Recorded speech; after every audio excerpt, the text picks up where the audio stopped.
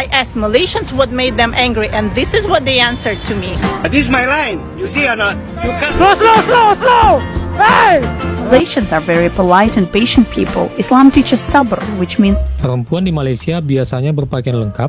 Soal ini pastinya berbeda dengan di Indonesia, di mana kakak atau adik ke orang lain, apalagi orang yang tidak dikenal di jalan, itu sudah hal yang biasa. Jadi di Malaysia,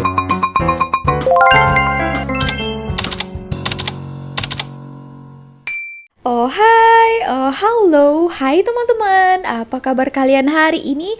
Jumpa lagi bersama Sahari ya. Semoga kalian tetap dalam keadaan sehat, tetap semangat dimanapun kalian berada. Ini Sahari terjumpa ini ya, ada seorang Mina Saleh ini mau menanyakan kepada orang-orang Malaysia ini terutamanya, apa sih yang membuat mereka itu merasa marah kepada orang lain, misalnya di kehidupan sehari-hari lah ya. Contohnya, so jom kita tonton video ini dan teman-teman Malaysia juga boleh menjawabnya di ruang komen dekat bawah nanti ya. Ya, seperti biasa buat teman-teman yang baru saja tengok video Sahari, jangan lupa untuk support Sahari dengan cara klik tombol subscribe-nya dan jangan lupa juga untuk aktifkan notifikasinya supaya kalau nanti Sahari ada video terbaru kalian boleh langsung klik saja. Oke. I asked Malaysians what made them angry, and this is what they answered to me. If you are visiting Malaysia, don't do these mistakes. Number 1. disrespect towards 3R, race, religion, and royalty. These are very sensitive issues and they are among the core values of Malaysians. Number 2. Cutting queues. This is my line. You see or not? You cut my line. Slow! Hey! Malaysians are very polite and patient people. Islam teaches sabr, which means patience. So please, take your time. Number 3. Slow cars driving in the right lanes. I have to admit, coming from a left-hand driving country, I did this a lot in my first months in Malaysia. How about you? What makes you angry? Oke, nah itu tadi ya 3 poin lah menurut dia yang dia tanyakan beberapa orang-orang Malaysia. Yang pertama, kalau di Malaysia ini kan yang paling sensitif katanya race, apalagi agama, dan juga apa tadi teman-teman, lupa pula Sari. Nah itulah ya. Nah dan diantara yang kedua tadi katanya cutting line ya, kalau misalnya naik kereta gitu ya tiba-tiba ada yang motong gitu, itu yang membuat mungkin geram lah ya, sebab kan memang agak apa juga ya, agak susah juga ya, tiba-tiba kita berkendara ada tiba-tiba yang potong macam itu, takutlah nanti apa-apa yang terjadi ya kan, tiba-tiba kita break secara kita mengejut, orang belakang terjadilah nanti yang hal-hal yang tidak diinginkan. Nah karena katanya di Malaysia ini kita diajar dengan sabar ya, memang betul ya teman-teman. Nah ini adalah salah satu menurut Sari untuk teman-teman Indonesia ya, jangan lakukan di Malaysia ini, yaitu tekan horn jika berkendara di sini. Nah itu boleh juga membuat orang Malaysia tak suka, marah, karena selalu kita tekan-tekan horn kalau berkendara di sini itu. So jangan lakukan ya itu ya, tekan horn, kena bersabar. Nah untuk teman-teman Malaysia lainnya, apa yang membuat korang itu marah, baik di jalan raya ataupun kehidupan sehari-hari, boleh komen ya. Nah ini ada satu orang yang berkomentar kenapa dia marah ya. I angry when I order first, but next table who just came get their food early than mine. Nah itu Sari juga marah juga ya, kita order pertama tiba-tiba orang yang dapat duluan ya. Pernah terjadi macam itu. Jadi intinya kalau kita kemana-mana negara, apalagi tadi itu katanya kita ke Malaysia, kita harus respect juga, kita kena tahu juga apa-apa yang boleh dilakukan dan tidak boleh dilakukan di negara ini. Oke, so jom kita lanjut lagi. Nah ini ada video ini ya. Nampaknya ini adalah benda-benda yang simple, tapi ini adalah beberapa aturan, kebiasaan yang harus kita ikutin jika kita datang ke Malaysia. Nah, ini terutamanya untuk teman-teman Indonesia nih, untuk yang kalian pertama kali datang ke Malaysia. Seperti apa Malaysia itu, boleh tengok dulu video ini sikit-sikit. Nah, nanti kalian baru datang. Oke, so jom kita tonton video yang satu ini. Hai, hal tabu nih. Terkadang kita tidak menyadari bahwa adat dan budaya di suatu negara mungkin berbeda dengan apa yang kita lakukan di negara kita sendiri. Oleh karena itu, saat kita berkunjung ke negara lain, penting untuk memahami dan menghormati adat dan budaya setempat. Betul. Malaysia adalah negara jiran kita dan masih terbilang serumpun. Walaupun tradisi dan budaya kita dapat dikatakan hampir sama dan bahkan persamaannya banyak, tapi ada beberapa yang mungkin berbeda dengan hal tabu di negara kita. Di Malaysia, ada beberapa hal yang harus dihindari saat berkunjung agar tidak menyinggung masyarakat setempat. Berikut adalah beberapa hal yang jangan dilakukan saat berkunjung ke Malaysia, yang hal tabu ini rangkum dari berbagai sumber, pengalaman pribadi, dan pengalaman teman yang sudah pernah ke Malaysia. Oh, ini ada pengalaman Yang juga. pertama, hindari permesraan di tempat umum. Bagi wisatawan, terutama yang sedang berbulan madu, larangan ini harus diperhatikan dengan seksama.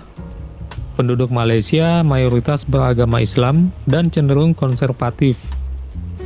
Dilarang mencium dan berpelukan di transportasi umum seperti kereta, bus kota, dan taksi. Namun mencium pipi dengan singkat masih diizinkan, tapi disarankan jangan. Yang kedua, lepaskan sepatu saat berkunjung atau ke tempat suci. Jika Anda berkunjung ke rumah teman atau warga lokal di Malaysia, jangan lupa untuk melepas sepatu dan meletakkannya di luar rumah. Aturan yang sama berlaku di tempat-tempat suci, di mana wisatawan juga diwajibkan melepaskan alas kaki sebelum memasuki area tersebut. Yang ketiga, berpakaian sopan dan tertutup. Karena Malaysia adalah negara Islam yang konservatif, disarankan untuk berpakaian sopan. Aturan ini berlaku di tempat umum, termasuk tempat wisata populer seperti masjid dan batu caps. Di beberapa masjid, jubah dan hijab bahkan disediakan untuk pengunjung perempuan. Dan waktu itu, saya berkunjung ke masjid yang ada di Putrajaya, yaitu kota pemerintahan Malaysia. Dan di sana, selain muslim pun bisa memasuki area masjid, tapi diwajibkan memakai jubah dan hijab. Jika Anda ingin pergi ke pantai di Malaysia, hindari menggunakan bikini. Perempuan di Malaysia biasanya berpakaian lengkap dan memakai hijab saat berada di pantai. Soal ini pastinya berbeda dengan di Indonesia, di mana kita masih dibiarkan untuk memakai bikini di pantai, apalagi di beberapa tempat wisata yang terkenal di Indonesia. Yang keempat, jangan sembarangan berjabat tangan dengan orang lain. Penduduk Malaysia jarang berjabat tangan, kecuali jika orang lain menawarkan terlebih dahulu. Berjabat tangan dimulai dari perempuan, sedangkan pihak laki-laki hanya menyambut dengan kedua tangan secara sederhana. Untuk menghindari kebingungan, simpan tangan Anda di samping tubuh. Yang kelima, hindari menunjuk orang, tempat, atau benda dengan jari telunjuk. Menunjuk orang, tempat, atau benda dengan jari telunjuk dianggap kurang sopan di Malaysia. Sebaiknya gunakan 4 jari dengan ibu jari ditekuk dan gunakan tangan kanan. Yang keenam, minta izin sebelum memotret. Betul. Jangan mengambil foto sembarangan. Jika ingin mengambil gambar di tempat ibadah, sebaiknya minta izin dulu dengan orang yang akan difoto. Namun, jika ingin memotret pemandangan atau bangunan, Anda tidak perlu meminta izin. Yang ketujuh, untuk perempuan, hindari menyentuh biarawan atau biksu secara sembarangan. Jadi tidak boleh menyentuh, bahkan dengan lembut pun, karena dianggap tidak sopan.